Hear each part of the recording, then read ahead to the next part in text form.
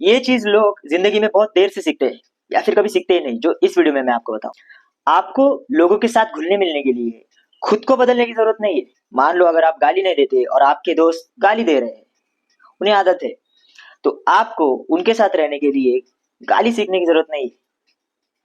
मान लो अगर आप शराब नहीं पीते और आप किसी पार्टी में गए, ऑफिस की पार्टी हो या जो कुछ भी, वहां पे सब पी रहे हैं थोड़ी थोड़ी, तो आपको उनके साथ मिक्स होने के लिए आपको भी थोड़ी सी शराब पीने की जरूरत नहीं है। मैंने जितने भी बंदों को देखा है आज तक, तो ज्यादा करके मेजोरिटी ऑफ बंदे, फिर उनकी शादी हुई हो या नहीं हुई हो, लड़कियों को ऑब्जेक्टिफाई करते हैं। तो अब ऐसे लोग हमें भी मिलते हैं, तो उनके साथ हमें कभी ना कभी बात करनी ही पड़ती है।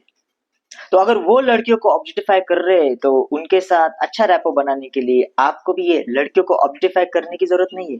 और ऐसी बहुत सी बातें होती है। तो आप कहोगे कि मेजोरिटी ऑफ दुनिया तो ऐसी है।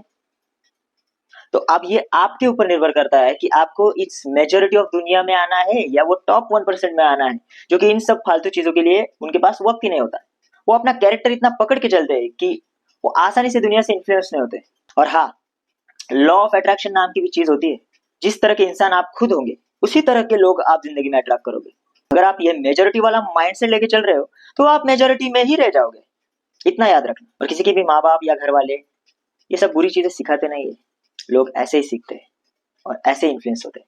तो अगली बार से अगर कुछ ऐसा करने का मन हो या फिर खुद के कैरेक्टर को साइड में रखने का मन हो, तो जरा सोचना।